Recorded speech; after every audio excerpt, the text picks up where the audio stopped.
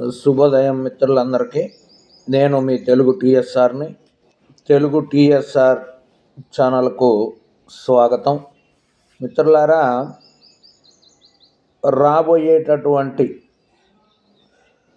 పరీక్షలకు సంబంధించి తెలుగు సబ్జెక్టులో మరి గత వీడియోలో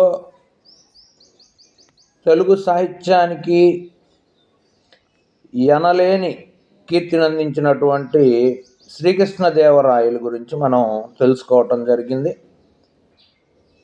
దానికి అనుబంధంగా శ్రీకృష్ణదేవరాయలు అనే అష్టదిగ్గజ కవులను పోషించారని, ఆ అష్టదిగ్గజ కవుల్లో అల్లసాని పెద్దన ప్రథముడు కూడా. మరి అటువంటి అల్లసాని పెద్దన గురించి రాబోయేటటువంటి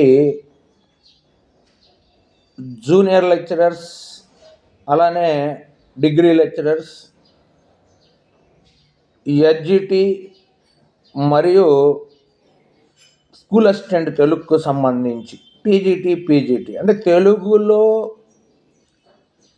ఏ పరీక్షలోనైనా తెలుగు సబ్జెక్టు కొంత స్పేస్ ఉన్నప్పుడు అడిగేటటువంటి ప్రశ్నలో ప్రధానమైనదిగా అల్లసాని పెద్దన గారి గురించి మనం తెలుసుకోవాలి.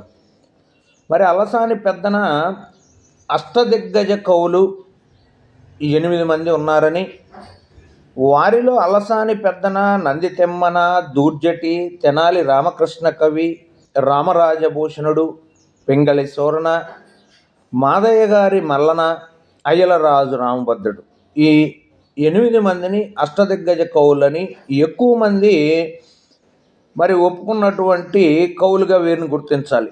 అంటే కొంత సాహిత్యంలో వీరు కాకుండా ఇంకా కొంతమంది ఉన్నారని, వీరిలో వీరు ఉన్నారని వీరు లేరు అని కొంత విమర్శనాత్మక ధోరణిలో కూడా ఉన్నప్పటికీ ఎక్కువ మంది ఈ 8 మంది అల్లసాని పెద్దనతో పాటు ఉన్నటువంటి అష్టదిగ్గజ కవులుగా నంది తెమ్మన్ని, దూర్జటి, తెనాలి రామకృష్ణ కవి, రామరాజభూషణుడు, పింగళి సూరణ, మాదయ్య గారి మల్లన, అయ్యలరాజు రామభద్రుడు, వీరినే అష్టదిగ్గజ కవులుగా మనం పేర్కొనడం జరుగుతుంది.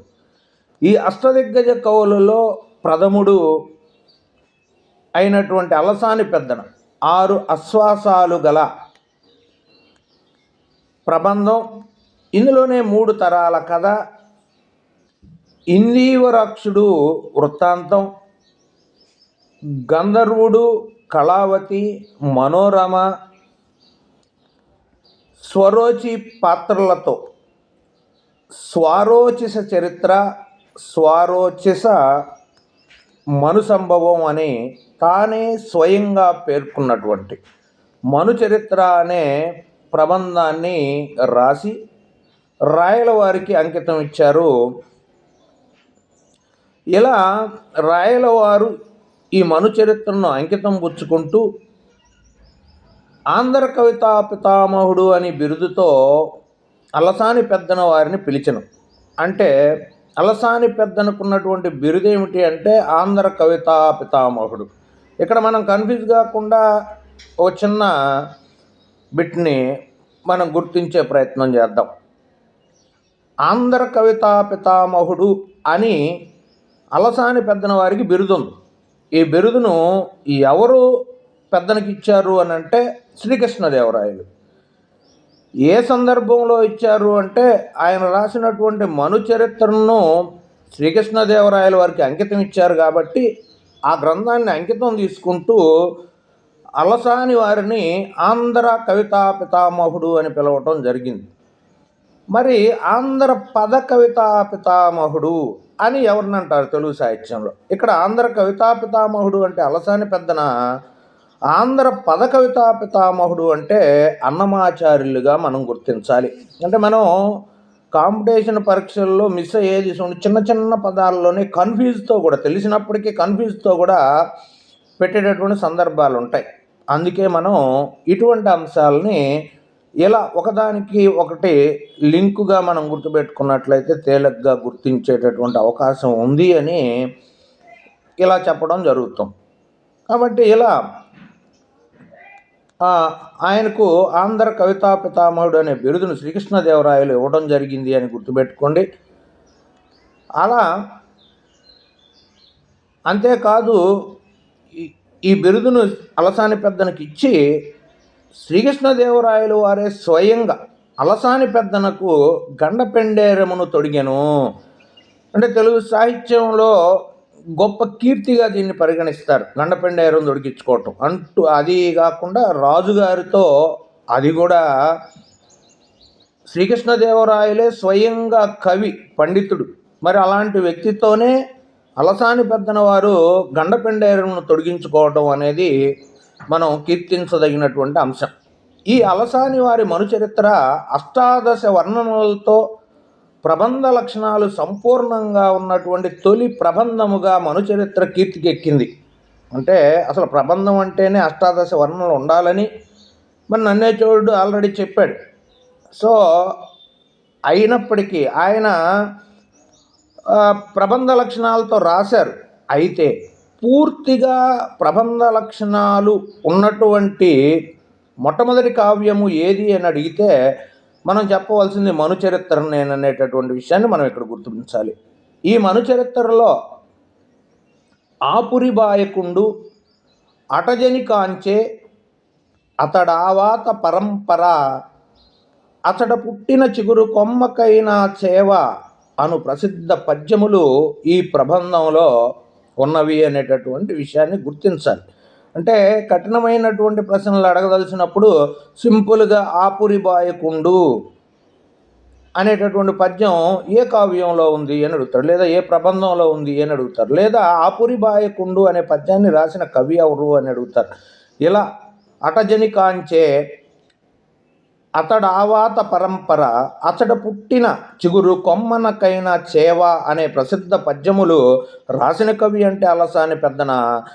ఏ కావ్యంలో ఉంది అన్నా, ఏ ప్రబంధంలో ఉంది అన్నా మనం చెప్పవలసినటువంటిది అలసాని పెద్దన రాసినటువంటి మనుచరిత్ర అనే ప్రబంధంలోనివి అని గుర్తుపెట్టుకోవాలి.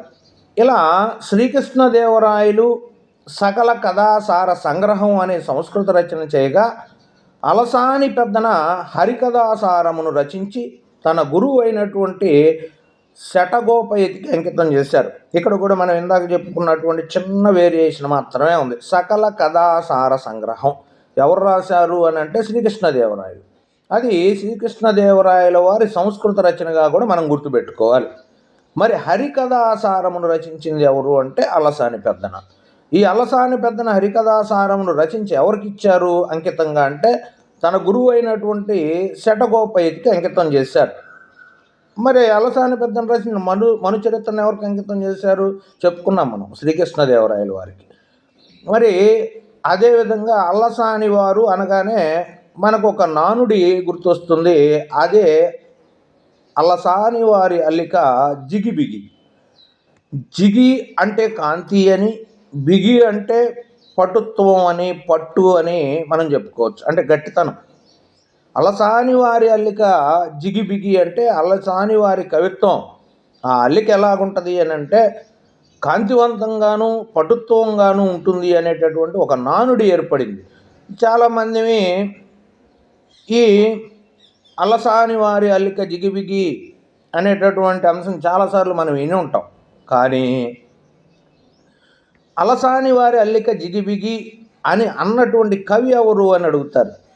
అప్పుడు మాత్రం మనం అందరం నాలుగు ఖర్చుకునేటటువంటి అవకాశం ఉండవచ్చు. అందుకే ఇది మనం బాగా గుర్తుపెట్టుకోవాల్సిన అంశం ఏమిటి అంటే అలసాని వారి అల్లిక జిగిబిగి అని అన్నటువంటి కవి కాకునూరి మూర్తి కవి. ఈ కాకునూరి మూర్తి కవి ఏ కావ్యంలో అన్నారు అని కూడా అడగవచ్చు. అప్పుడు చెప్పవలసింది ఏంటి అంటే పాంచాలి పరిణయం. కాబట్టి ఇక్కడ మనం 3 బిట్లు ఫామ్ అయ్యేటటువంటి అవకాశం ఉంటుంది. పాంచాలి పరిణయం అనేటటువంటి కావ్యాన్ని రచించింది ఎవరు అని అడిగితే కాకునూరి మూర్తి కవి అని చెప్పాలి. ఈ పాంచాలి పరిణయంలోనే అలసాని వారి అల్లిక జిగిబిగి అని పేర్కొన్నటువంటి కవి కాకునూరి మూర్తి కవి అని మనం గుర్తుపెట్టుకోవాలి. ఇక్కడే మరొక డిస్ట్ ఉంది. అలసాని వారి అల్లిక జిగిబిగి అని అన్నదైతే కాకునూరి మూర్తి కవి. కానీ అలసాని వారి అల్లిక జిగిబిగి అనే విమర్శనాత్మక వ్యాసమును రచించింది ఎవరు అనే మాత్రం అడిగితే ఇప్పుడు మనం చెప్పవలసినటువంటి సమాధానం విశ్వనాథ సత్యనారాయణ గారు. తెలుగు సాహిత్యంలో కవి సామ్రాట్గా మొట్టమొదటి జ్ఞాన్పీఠ్ అవార్డు పొందినటువంటి కవిగా గుర్తించబడినటువంటి విశ్వనాథ వారు అల్లిక జిగిబిగి అనేటటువంటి విమర్శనాత్మక వ్యాసమును రచించారు అని మనం గుర్తించాలి.